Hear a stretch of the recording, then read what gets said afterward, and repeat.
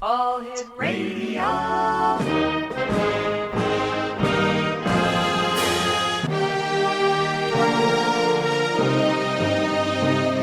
Welcome to the X Zone, a place where fact is fiction and fiction is reality. Now, here's your host, Rob McConnell.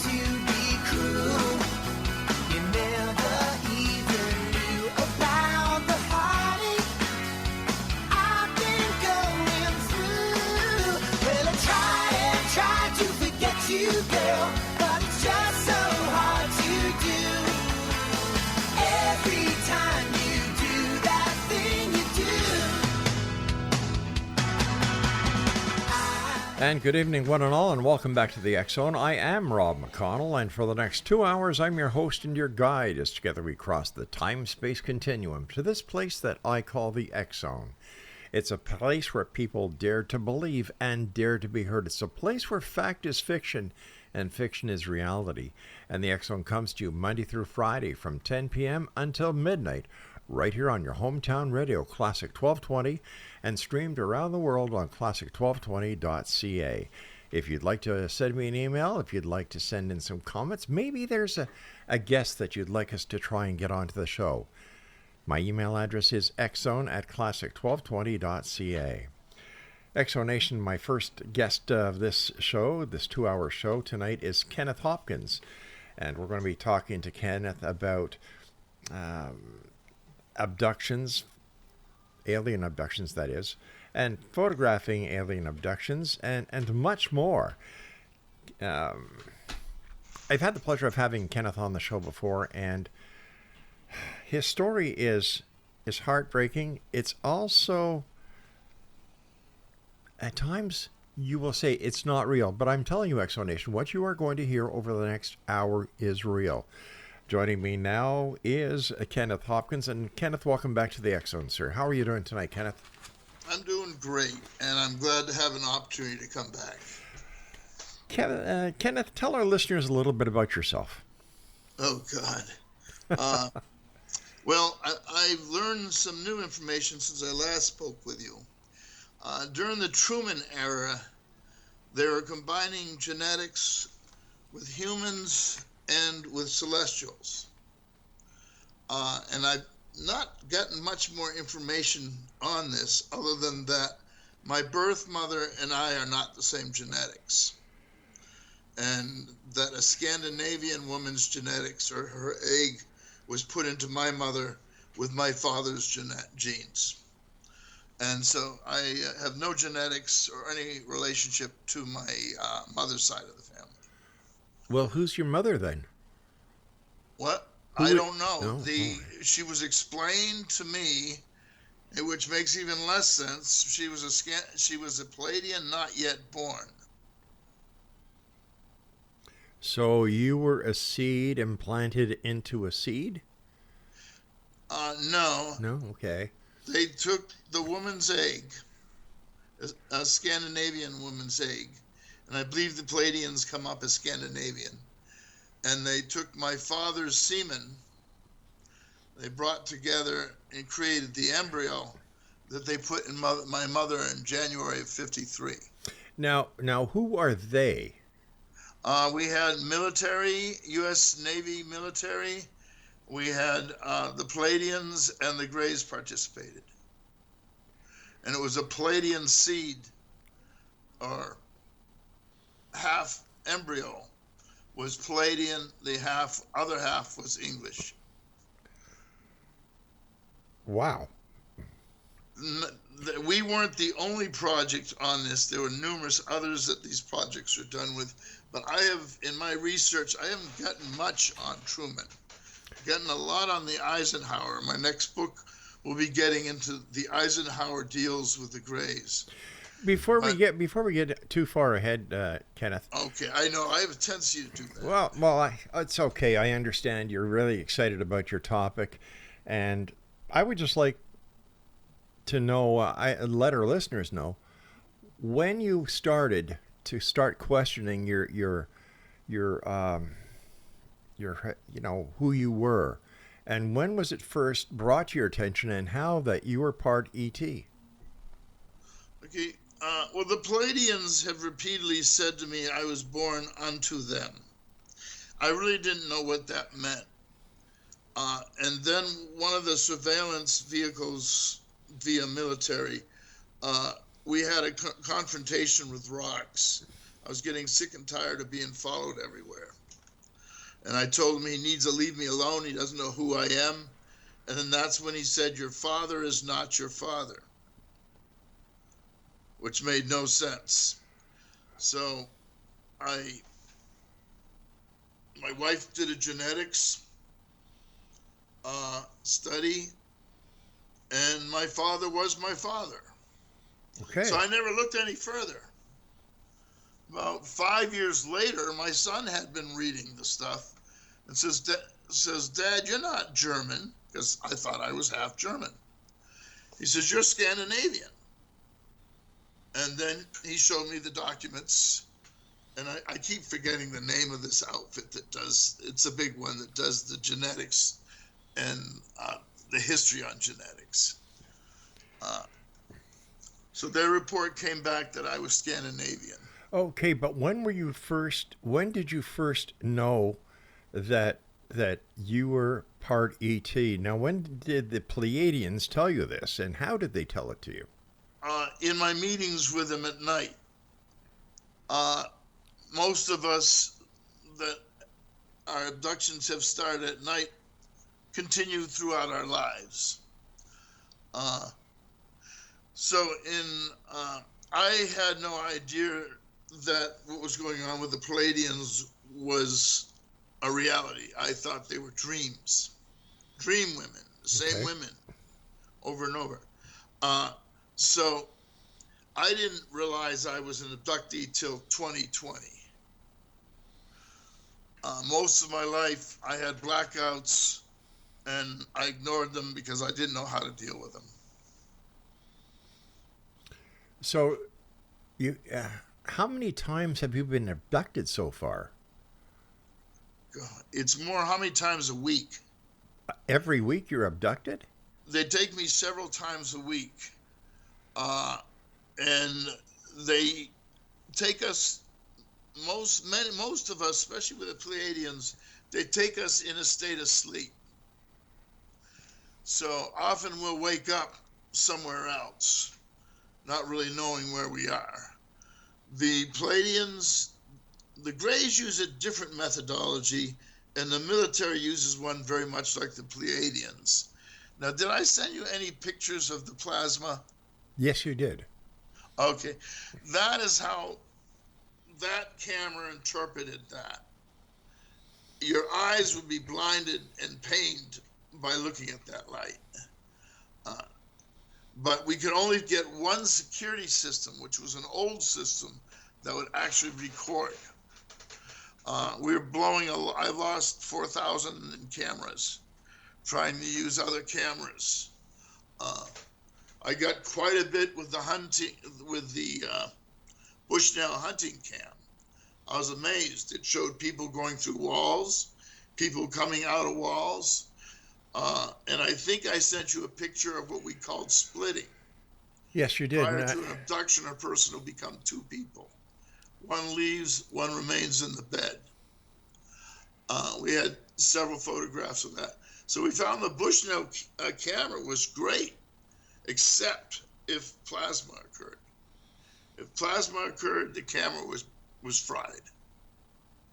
So we could, the only camera that withstood that was the old Swan camera. For some reason, it wasn't sensitive enough, so you can actually get a visual in it. I don't think I sent you but the quality of the visual is very distorted.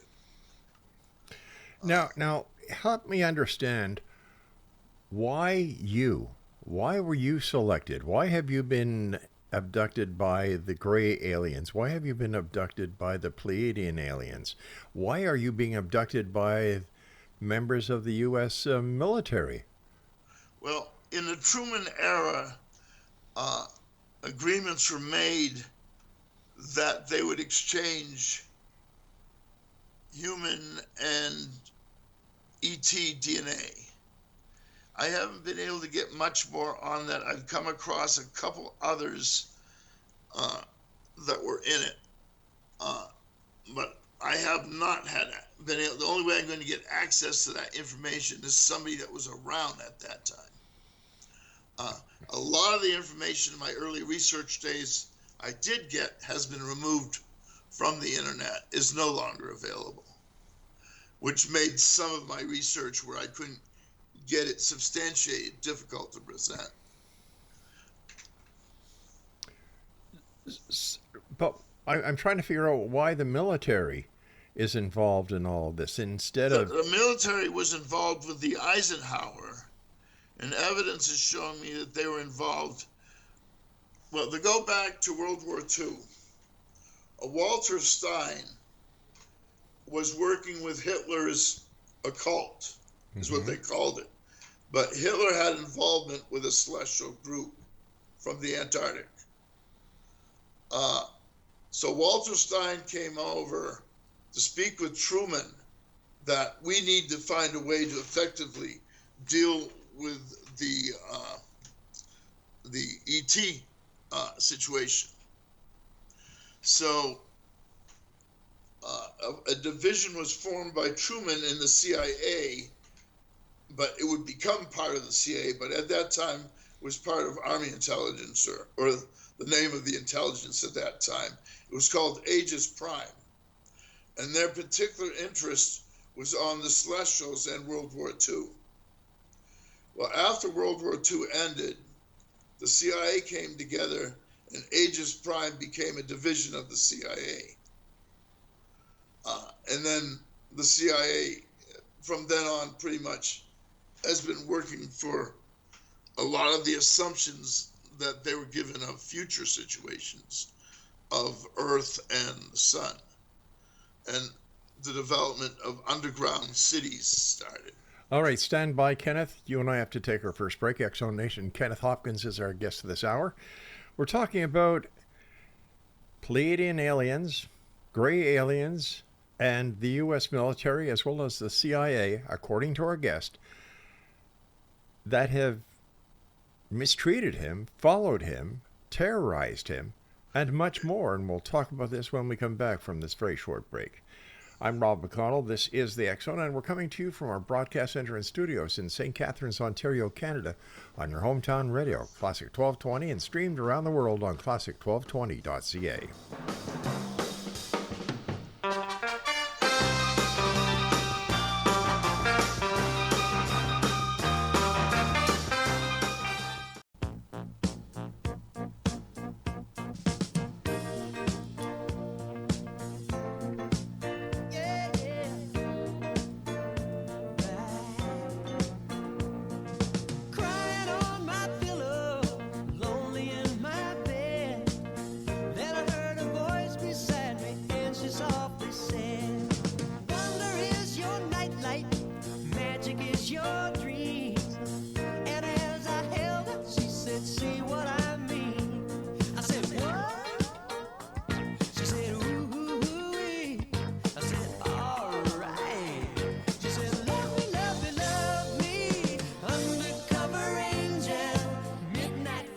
And welcome back to the X-Zone. I'm Rob McConnell, and you're listening to us in your hometown radio, Classic 1220, streamed around the world on classic1220.ca.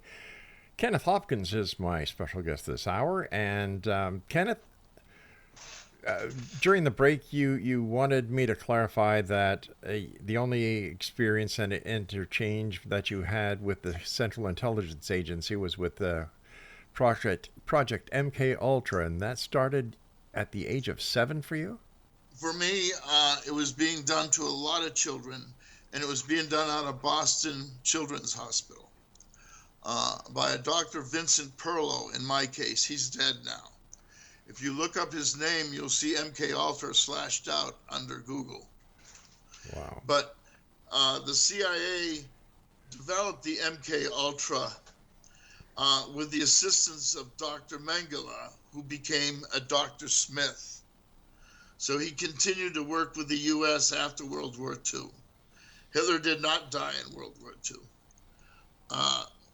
The evidence suggests he ended up in Argentina. Wait a sec. You're saying that Hitler did not die in World War II? No, evidence came up that I came across where his belongings were sent to Argentina.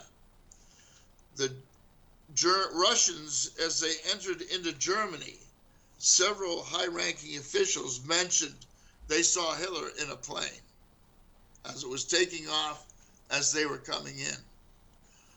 Hitler's body, of course, was never recovered. So that gave me reason to believe Hitler didn't die at the end of World War II. And the U.S. poo-pooed Russia when it said that they saw him in a plane taken off as they came in. His belongings being shipped to Argentina makes no sense unless he's in Argentina. So that's kind of an assumption I've made, is that he didn't die. His body was never recovered. The fuel needed to make his body burn was not sufficient, wasn't present in the area. Where he was last seen, there was no evidence that he had died there. I was very impressed with the rise and fall of the Third Reich. I thought it was an incredible piece of documentation.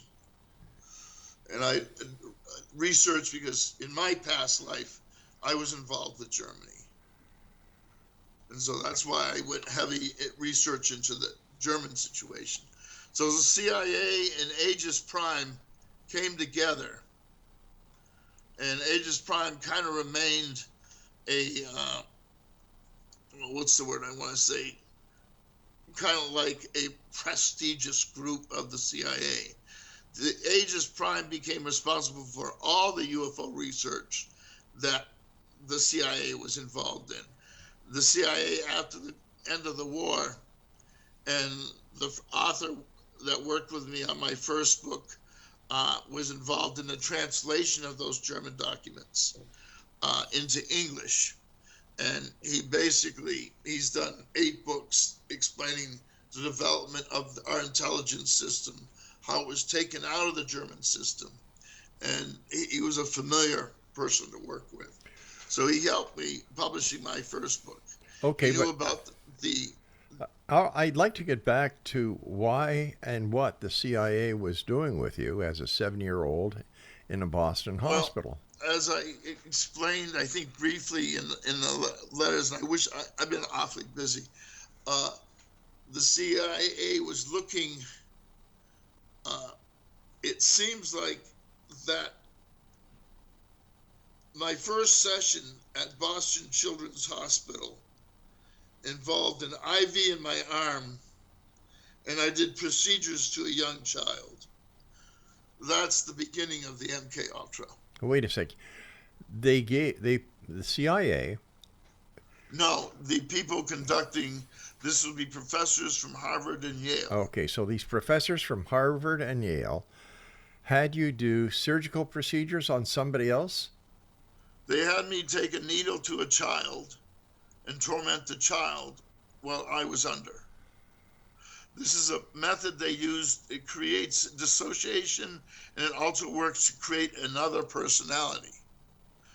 They do is they expose the first personality as something so traumatic that it can't accept it. So the mind creates a personality that can accept it. They take that mind, they train that mind. And so they activate them when they need them to be activated. We were mainly used for couriers and assassins, was what they had us mainly doing. Because in transferring information in the testing they did on the MK Ultras in the hypnotic state. They're able to withstand 10 times the normal strength of a normal person. My ribs are broken in Canada over the MK Ultra project. We just got this information recently from some contacts in Canada. Now, where in Canada were you assaulted? Okay, I sent you the pages of one of the women that spoke to the guards that broke my ribs. Yeah, yes, but you sent it to me, so I'd like you to tell our audience who's listening right now. Okay, I believe it took place in an Ontario joint Canadian and U.S. base. And of course, the men told her that the wounds occurred because I tried to escape. That was what was put in their report. They had tortured me over 3 nights, and they broke 7 ribs, and they splintered some of those ribs. So what they were trying to do is they were trying to enforce the MK Ultra training, to bring on the dissociation. I'll find out more, but I didn't know. I thought the ribs broke because of surgery. Mm-hmm. Because they've been doing much surgery on replacement of organs. And so the left lung had been replaced, and then the ribs are broken following that surgery. So at that time, I connected that to the surgery. Later, I'd find out, and I really appreciate the report from the people in Canada explaining to me what happened. The guards had informed them the ribs are broken on the table, but the x-rays in the hospitals following the nights of each time they broke ribs showed that those ribs were concurrently broken 3 nights in a row. So with the creation of the alternate personalities, they became highly useful with intelligence because they activate them. They can use numbers, they can use names, they can use a phone call, a noise. They can activate many ways. There was some stuff saying that Walt Disney was being utilized to activate some of the MK Ultras. The partner in the book that I'm publishing now was an MK Ultra with a cerebral implant, and she came out of what they called the Monarch projects. So after the military witnessed an abduction, they decided to bring a young woman in to see what they can find. They witnessed me and another young girl being abducted. Then they decided to bring a young woman in to watch me. And that's what UFO Girl military intelligence is about. And that book is finished, and it's getting set for publication now by Christian Faith Publishing, and they seem pretty optimistic with it. Yeah, okay, so why did the CIA select you? It was the military, and the military. Once they put the embryos in. So they didn't select us, they selected the ones they put the embryos in. And how can you validate these claims? It's like, wow, why would anybody do that to another human? Oh, when we want to look at that, you need to see how these disposable children that were kidnapped from South America were utilized and exterminated afterwards. There is no limit to what I've seen the government do. But let me ask you this, my friend. How can you be so sure this really happened? Do you have documentation? Do you have proof? Like, these are pretty hard. My research is going in that direction now. Because now I'm coming across others that were brought into this project genetically the same way. Mm-hmm. So when I get the information, 90% of my information comes from talking to people worldwide. I don't believe these experiments were just done by the U.S. The MK Ultra was done internationally by all 5 allies. So in my corresponding overseas, most of my research comes from these correspondences with other contactees. So right now I'm looking for more evidence on the Truman genetics. Mm-hmm. And it's going to be difficult to find that. But I found several that are participants of it involuntarily. So we weren't chosen. They bred us. And they also bred us with other abilities that are utilized in teleportations. There was a lot of references to the genetics the Germans were doing. So in time, I expect to get somebody.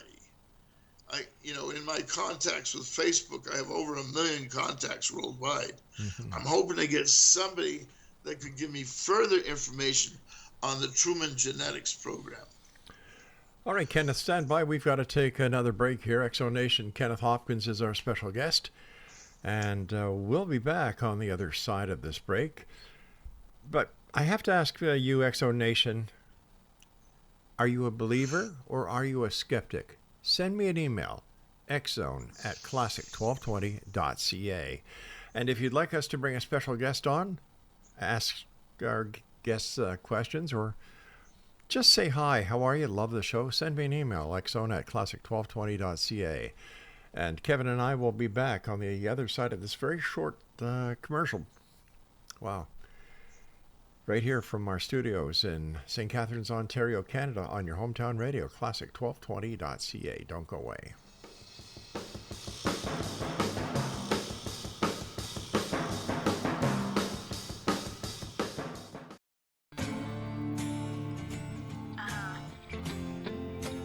Life's like this.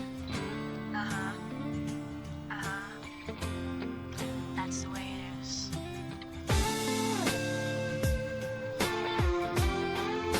'Cause life's like this. That's the way it is. Chill out, what you yelling for? Lay back, it's all been done before. And if you could only let it be, you would see I like you the way you are when we're driving in your car. Welcome back, everyone. This is the X-Zone. I'm Rob McConnell, and you're listening to us on your hometown radio, Classic 1220, and streamed at classic1220.ca. My guest this hour is Kenneth Hopkins. And Kenneth, you're making a lot of claims, and you have been over the years. And most of them have been, I've had the resources to make them. My books will put things much more orderly than I could possibly put them speaking. Okay. Now, the CIA Aegis Prime also played a major role in the crash landings in Roswell. And all that information also disappeared off the internet. So I always have multiple resources. Mm-hmm. Also, I believe Truman, the Greys were intermediaries. So I don't believe the Pleiadians were the only ones involved in these genetic projects. I believe the reptilians, I believe a number of other celestial ETs were also involved in these genetic projects of the combining of genetics of humans with aliens. It was but when I get the additional information, all I know is I got 3 cases that are not the genetics of their mother, which speaks that an embryo was implanted in those 3 women. They seem to be in the Truman era. Mm-hmm. They're older and a little older than me. And they're usually in their 70s. So this is a group that I've been tracking and questioning. Is the older group. Is this still being done today? I believe this project probably ended with the Roosevelt era. I mean, with the Eisenhower era, I'm sorry. But So why? I don't believe it's continued. But why, if in fact the ETs are still coming to planet Earth, whether they're reptilian, whether they're the praying mantis type, whether they're Greys, or whether they're Pleiadians, why do you think that the kidnapping of children and the crossbreeding of children has stopped? Well, the kidnapping was the MK Ultra. That's a total separate project. Okay. That's not connected with the genetics projects.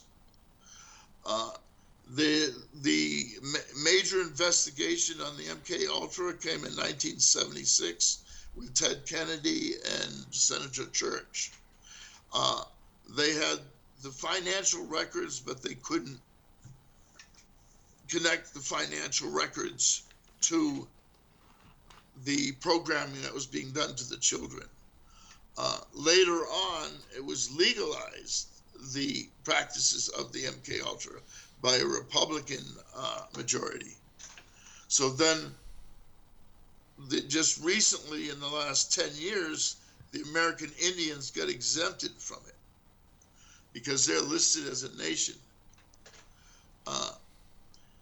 It may have been 15 years ago that happened. So they were not able to do this process to the American Indians. The American soldiers' children are basically separated and have been the most popular group they've cited. The girl I speak of in the book, her father is a high-ranking officer of naval intelligence. She and her sisters were part of the MK Ultra. They're used in the participation with the breeding.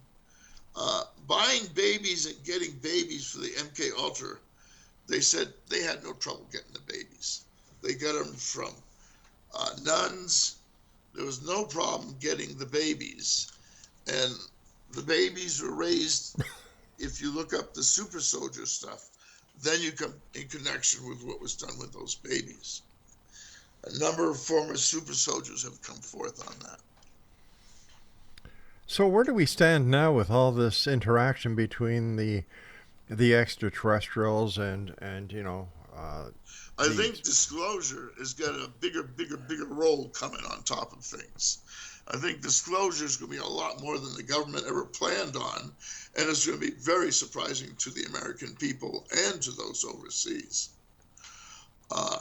So when we start to see all the things involved, the technologies that were used for private corporations, the people killed who had information on these projects, the homicides permitted by our U.S. government. When we start to look at the whole picture, we see there's a hell of a lot more here than just simple ETs. You know, as I've explained in my writing, with every ETs I was involved, the worst that was done to them was done to them by man, not by the ETs. The cerebral implant was done by man, not by the ETs. Okay, let me ask you this. What do you think is going to happen when these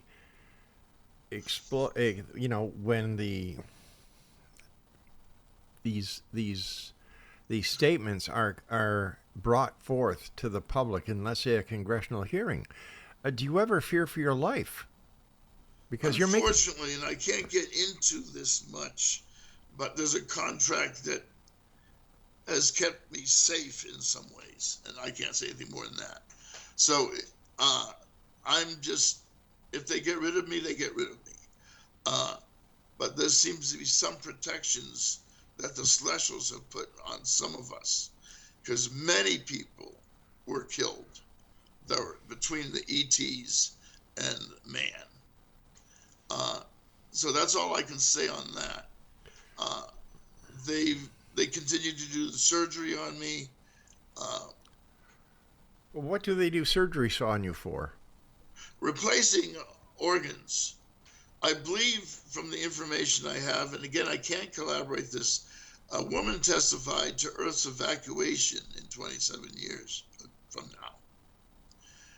I believe some of these individuals, and I don't believe I'm the only one getting organ transplants, they're looking to extend their lives for that evacuation. In 2009, a Gray contact explained to them that she had been informed that the Greys had completed the ships for Earth's evacuation.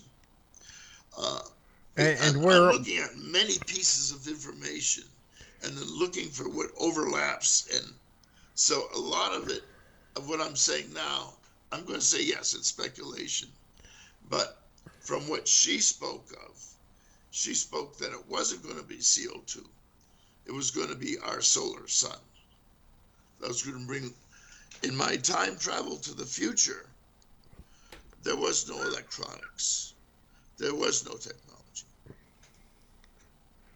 So wait a sec. Are you saying, based on something a lady told you, that the Earth is going to be basically destroyed? No. What are you saying? It's electromagnetic disruption that is basically going to make everything we work with is dependent on electricity. Yes. These disruptions will fry the electrical grid. So you're talking about an EMF? Yeah. Okay. So what's going to happen is, when I visited the future, there was no electronics. There was just the remnants of disbanded cars. In one colony, they had used them to block up a river that direct the water flow into a town. The woman they had me visit, some of the visits they had me do were for genetic purposes. So they had me visit this woman in the future on 5 separate occasions, and I could never put together. We're not told what is going on with us. We just experience it and then try to put it together. When I'm teleported to a city, I don't know what city I'm in. Well, who teleports you? Who teleports you? The pictures, it's an outside force. I'm not exactly sure. One night at 3 a.m., the entire end of the house, that room I was in, was vibrating. So I believe the camera showed electromagnetic frequency. We had 3 different frequencies we showed on film. So we believe the 3 different frequencies reflected 3 different technologies in teleportation. The shape of the disruptions, and I can, if you want to, I can send you the shape of the disruptions. Sure. But it showed that there were 3 different technologies teleporting, not one technology. All right, let me ask you, who is doing it? Why are they doing it to you? They're doing it to millions. I talked to over hundreds of contactees, and they're not going to talk to the general public. Why not? Well, what's a psychologist going to do? Women that lost the babies were put in mental institutions. Society, now we're getting new psychologists coming in. The psychologist I work with has researched very much of the celestial contacts. But there's going to be a period where the government can only deny so long. When we wake up with these surgical marks over a foot long, the evidence is definitely there. I got lots of pictures of the marks that are left from the surgical procedures done to the contactees. In 90% of these cases, of the ones I've looked at, they've been to help the individual. All right, before we go on, I have to take my final break, so please stand by. All right, sure. Exonation, Kenneth Hopkins is our guest. And we're talking about, let me see if I can go down the list. CIA involvement with MKUltra, a 7-year-old child in a hospital in Boston. Then we're talking about alien abductions. We're talking about time travel. We're talking about military knowing what is going on, and there's a connection between an agreement with the United States and aliens during the Roosevelt. I think it was Roosevelt, he said. Yeah, it was Roosevelt. Along with, Okay, there was all one right, with now, Truman. now. I've got to take my break, so please stand I'm by. sorry. Okay, Exo Nation, Kenneth and I will be back on the other side of this break as we continue from our broadcast center and studios in St. Catharines, Ontario, Canada, on your hometown radio, Classic 1220. That's the way it is.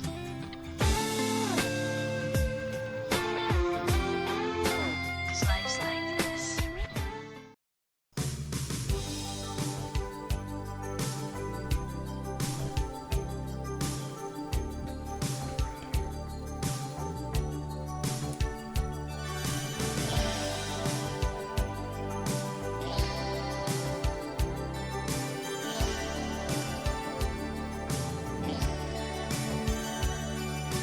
Up until now, I've learned to live without love. Like a ship without a sail, wandering aimlessly lost. And you're listening to Classic 1220 and streaming around the world on classic1220.ca. Kenneth Hopkins is our special guest this hour. I don't know why I want to call you Kevin. Maybe it's because Kevin Randall's my good friend.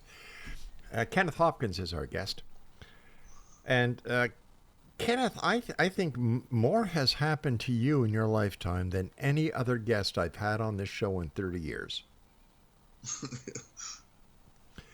Yeah. You know, what do people say usually when you tell them about your experiences? And how do you deal with skepticism? Well, most of the shows I've been doing have been carrying incredibly positive responses because many of them have also been abducted. Abduction is kind of like witchcraft. You're not going to talk to it to the general public. You're going to talk to it to other abductees. And worldwide, we've kind of gotten into this relaxation with other abductees and talking to other abductees. My wife, which is kind of funny, she was with the United Nations, and they definitely have involvement with the Celestials. They have for a period of time. So she ended up in several abductions in the beginning of our relationship. And I thought that was kind of funny. They left surgical marks on her that were pretty apparent. And then there's a whole group that even don't know they're being abducted. I didn't know I was an abductee till I was in my 50s, early 50s. And the psychiatrists weren't helping. I saw specialists, I saw people, and then MUFON and NUFOR were doing a game of intimidation. So there was a lot of reason for people not to report their abductions to the government man. So when you talk about MUFON and intimidation, what do you mean?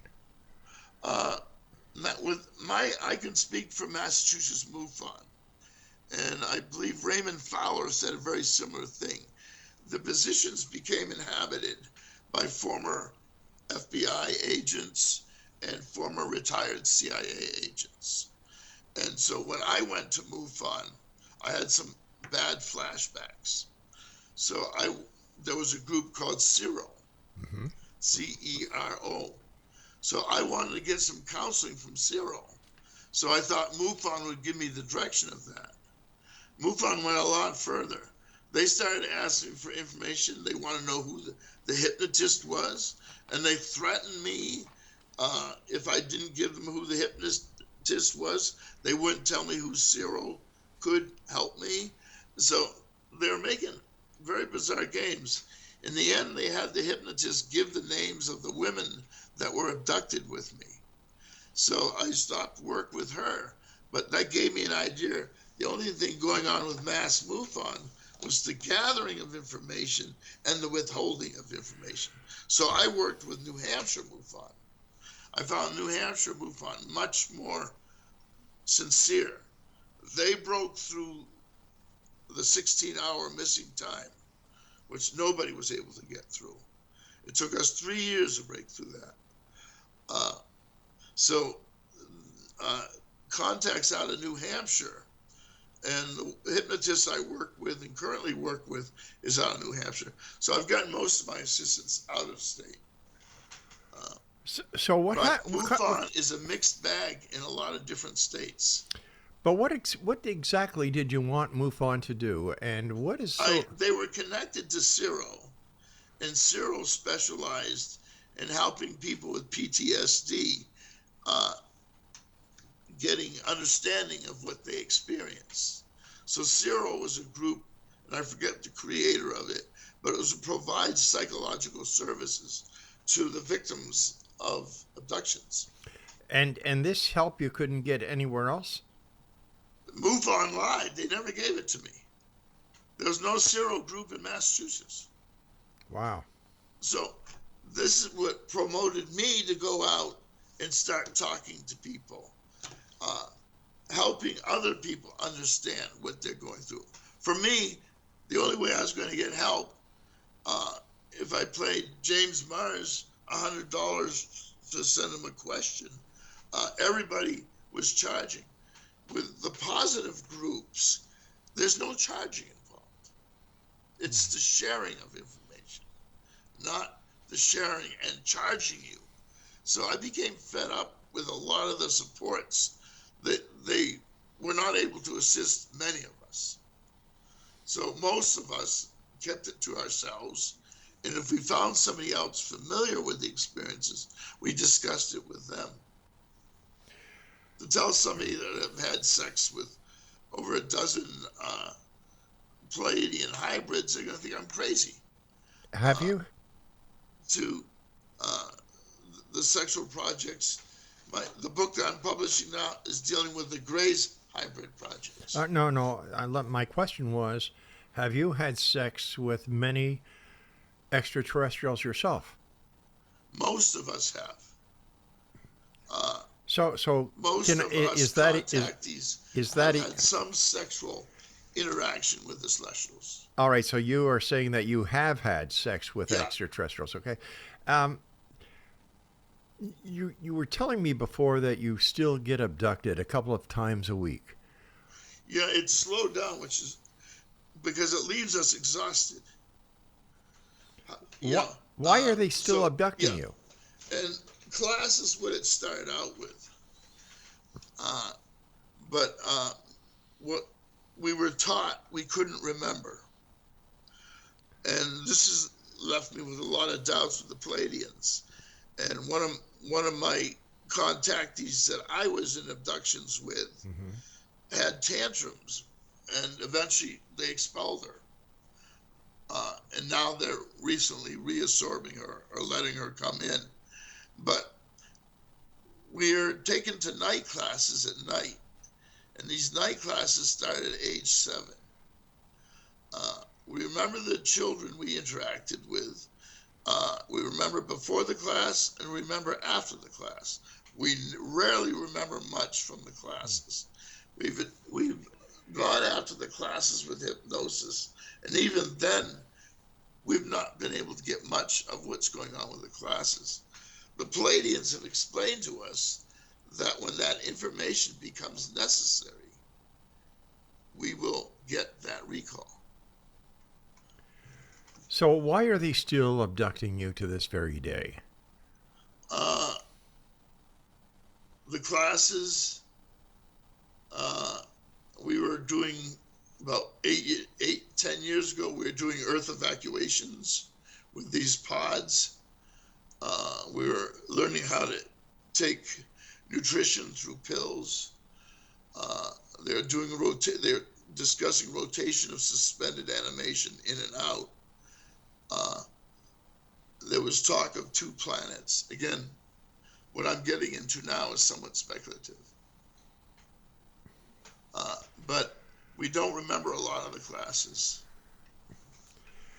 So what do you think the ETs are going to be up to next? Like, what is their next move, and what is their ultimate agenda? They've already had, the reptilians have pretty much played out their agenda. And the reptilians have shown, and for those poor abductees of the reptilians that are experiencing the rapes and the torments, they have certainly shown their colors. And the reptilians have infiltrated our military branches with their ideologies. So they all have their different agendas. My agenda is with the higher frequency. Okay. Now, are we talking about extraterrestrials here? Or are we talking... higher frequency, I'm talking about those that are good. Those who are into serving one another. The Pleiadians have a fairly simple concept for religion. Serve man, you serve God, or you serve the Creator. They don't use God. So by serving one another, you're serving the Creator. It makes for a much more simpler adaptation to life. Then you have those that are into serving themselves. Mm-hmm. You know, in spite of the death of others, in spite of those that are not eating, there's enough resources on this planet to feed everyone. The hoarding of those resources and the means of the hoarding of those resources has been the darkness the lower frequencies has brought to this planet. Reptilian, draconian, the Anunnaki, I'm getting different information on. The Anunnaki played a role in the Bible, and the I forget that race. The Nephilim. But so there's a lot of areas I'm looking into that I haven't completed or have assumptions on. So what is your final goal? What are you working to accomplish? I believe the higher frequency beings have something to add to Earth other than war. I believe the separation that's been discussed, again, this is assumption, is those that are for serving self will be brought to another planet, and those that serve one another will be brought to another planet. That's a division the Greys have repeatedly come up with, dividing the world into two sources, those that serve themselves and those that serve one another.